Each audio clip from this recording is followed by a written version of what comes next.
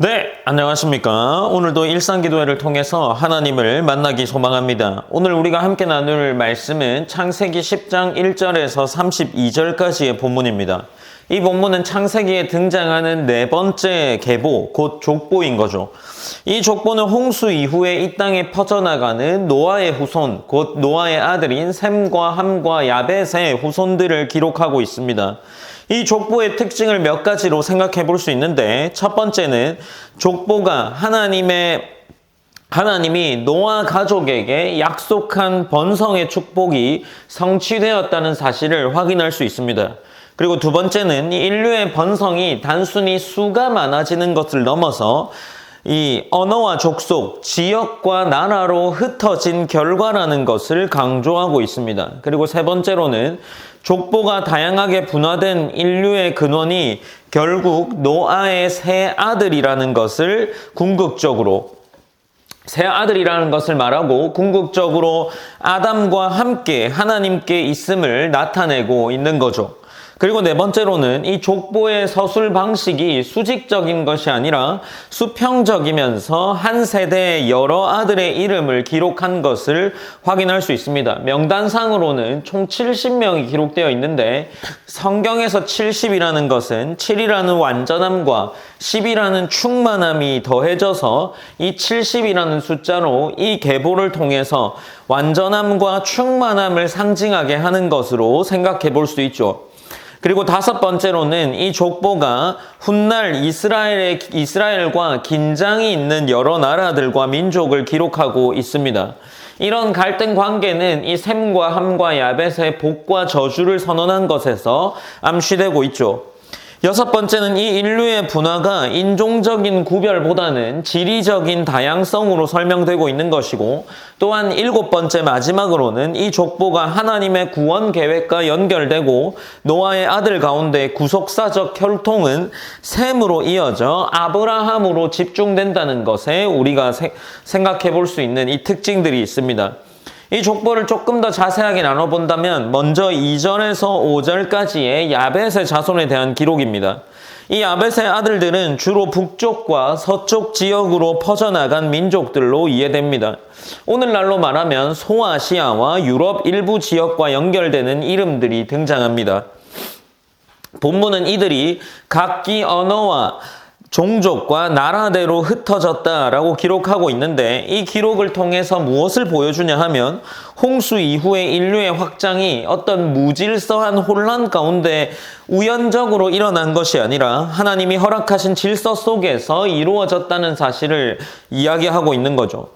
야벳의 자손들은 성경 이야기의 전면에 자주 등장하진 않지만 하나님의 역사에서 배제된 존재들은 아니라는 것을 이 족보가 말해주고 있는 거죠.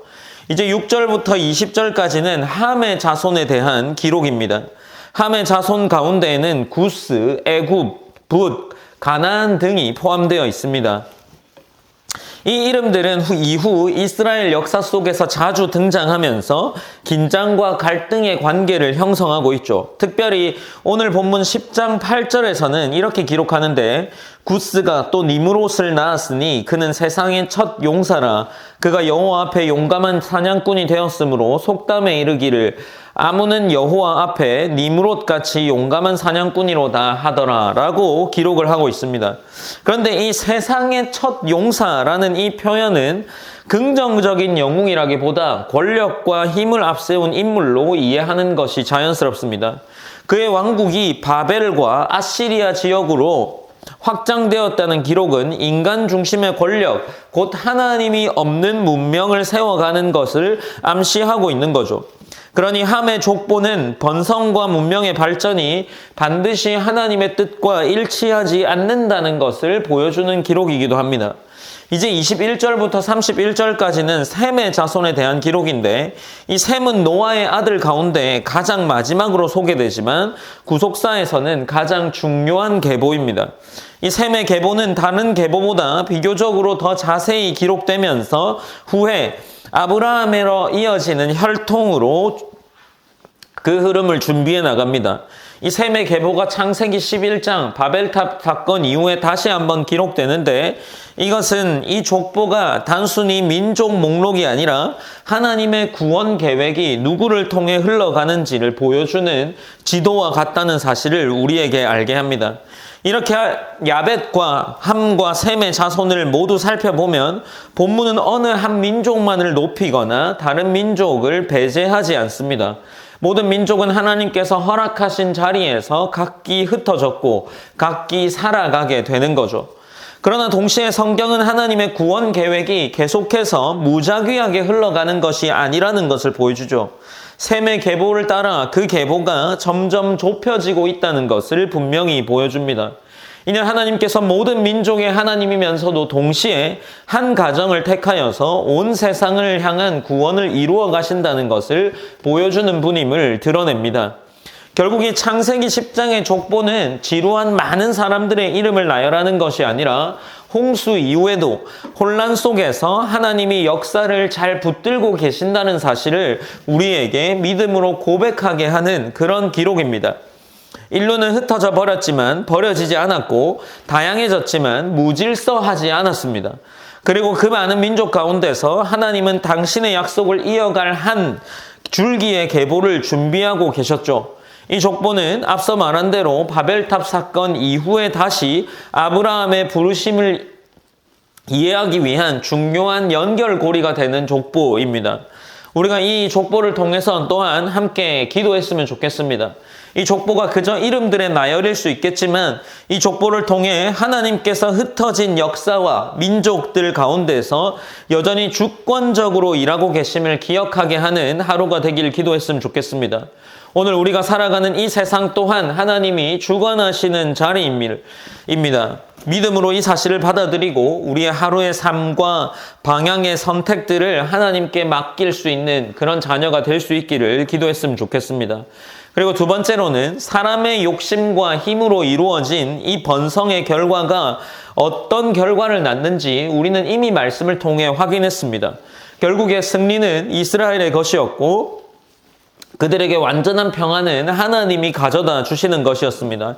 우리가 이 사실을 기억하면서 우리 가운데 삶에 이어지는 여러 가지의 일들, 그 결과들을 말씀으로 분별할 수 있는 눈이 있도록 해주시고 또한 세상의 성공 기준이 아니라 하나님의 뜻과 질서 안에서 살아가는 하나님의 자녀다운 삶을 선택할 수 있도록 기도했으면 좋겠습니다. 우리가 이렇게 두 가지 기도 제목을 가지고 함께 기도함으로 일상 기도회를 마무리하겠습니다. 제가 기도하겠습니다.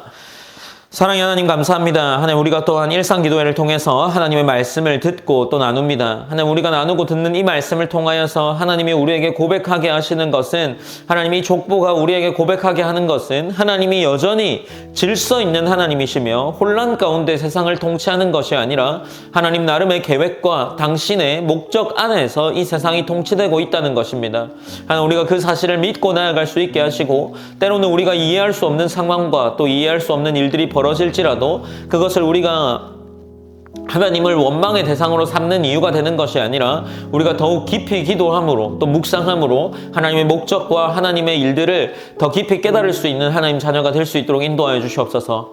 하나님 넓은 세상 가운데 한 사람으로서 하나님의 자녀로서 살아갑니다.